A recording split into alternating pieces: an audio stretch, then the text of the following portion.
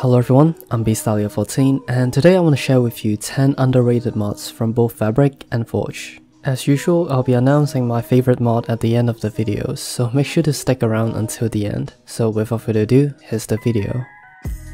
Alright, so the first mod on the list is Smithy. This mod allows you to assemble and disassemble tools, as well as chiseling materials into tool parts. Different materials will be able to give different abilities to the tools, so it's a good idea to mix in parts of different materials into a tool to gain the most benefits. You can also level up your tool, which will allow you to put more embossments into your tool. Now this mod might sound like a clone of Tinker's Construct, but the mod author clearly stated that it's a spiritual successor of Tinker's Construct with a higher customizability. One of the great things about this mod is that it's already compatible with a lot of the mods such as all the bombs you go, not to mention the textures look really great too.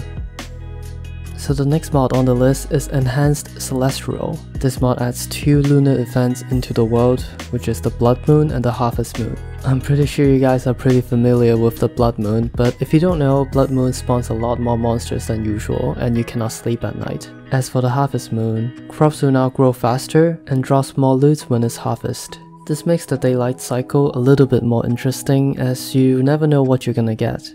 Alright, so the next mod on the list is Greedy Gnomes. This mod adds a tiny creature that spawns in forests and taiga biomes.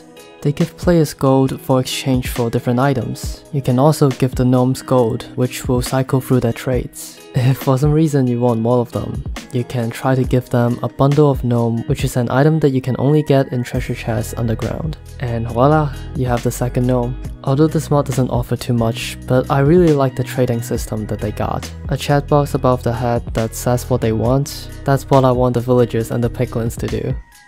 Next up, we have Chicken Nerf. Do you ever feel strange that chickens can give birth to a baby instead of laying an egg? Well, I know I do, so this mod is perfect for me. Basically, chickens will no longer drop eggs randomly. Instead, when you breed 2 chickens, they will now produce a random number of eggs. This just makes survival a little bit harder, and it also eliminates lag when you have 100 chicken in your chicken farm. And most importantly, it just makes sense. I mean, why would chickens make babies? I thought Minecraft was supposed to be educational and... Alright, so next up we have Automated Crafting. This mod adds 1 new block type into the game called the Automatic Crafting Table. It has a relatively simple and easy crafting recipe and it comes in 3 modes. Firstly, we have the Simple mode. For the Simple mode, you can interact with the template grid and apply any kind of template that you want. For example, I would put a bread crafting recipe here. But in order to use this crafting table, first you need a redstone signal, and you also need a hopper or a dropper to drop the items into the input tab. With all those things available, you'll be able to automatically craft different crafting recipes. For the non-simple mode, there's only one 3x3 grid which can be interacted by hoppers and players. To be honest, I don't really know how to use the non-simple mode, but I did come up with a system that allows me to get bread every time I harvest crops. So I'm guessing someone else would be able to make good use of this. The next mod we have is a simple mod called the Wishing Well. Basically, it gives a function to the useless well that you can find in deserts. All you have to do is to throw a golden nugget into the Wishing Well and your dream will come true. You'll be able to get a lot of good loot and also an epic advancement. I know it's a really simple mod, but I think this will give you much more incentive to look for a well in the deserts. Alright, so next up we have Snow Mercy. To get started with this mod, first you will need a frozen compass and a loot stone. By putting the frozen compass on top of a loot stone, you'll be able to start a Snow Mercy invasion. In this invasion, different types of snowmen with different abilities will try to come and hunt you down. Your goal would be to try and stop the mayhem. I would suggest bringing a friend and definitely a shovel because you can only hurt the snowmen with shovels. If you want to know more about this mod, I would recommend checking the mod author's video out, as it provides an in-depth explanations for all the stuff in this mod. Overall, it's a really fun mod, and I just can't get enough of bashing the snowman's face off with a shovel.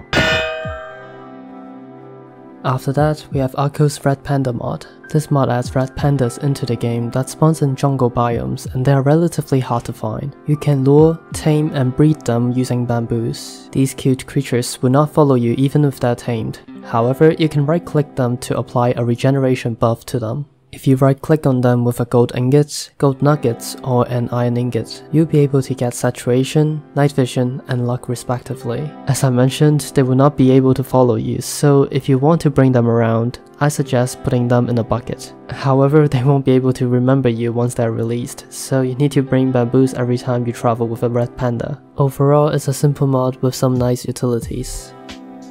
Alright, so next up we have Evolved RPG. This mod adds a bunch of new creatures, 5 new sets of armor, and 3 weapons into the game. The models of the mob looks really nice, but I think the best part about this mod is the armor. The new sets of armor has amazing textures, alongside some pretty cool abilities. My favorite one is the Everest armor. Normally, it's actually weaker than diamond armor, but the set of armor can be buffed using an Everest amulet. With the Everest amulet, you'll be able to get a frost armor effect for 3 minutes. During this time, Everest armor is actually better than full netherite sets. However, the effect will expire if you fall into lava or get lit by fire. I can tell that the mod author actually put some thought behind the creation, so props to him.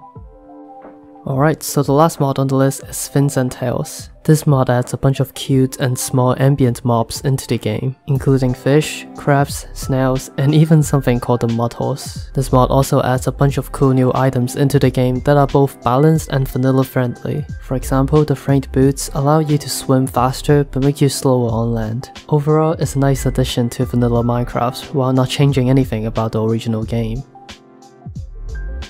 Alright, so after looking at all of those mods, I think the Snow Mercy mod is the best one out of them all. And that's simply because this mod provides the most contents that are both challenging and exciting to play. The fact that different snowmen has different abilities means you have to use a different strategy when you're dealing with each snowman. And when there are just hordes of it coming at you, it's just chaos and it's really fun to try to get out of that situation. I've actually spent some time talking with the mod author, and he's planning to implement a wave system similar to a village raid. There are also a lot of other stuff that he's planning for this mod, so I will not spoil all of them. But I do want you guys to keep an eye out for this mod because I think it's gonna be really good. So yeah, that concludes the whole video.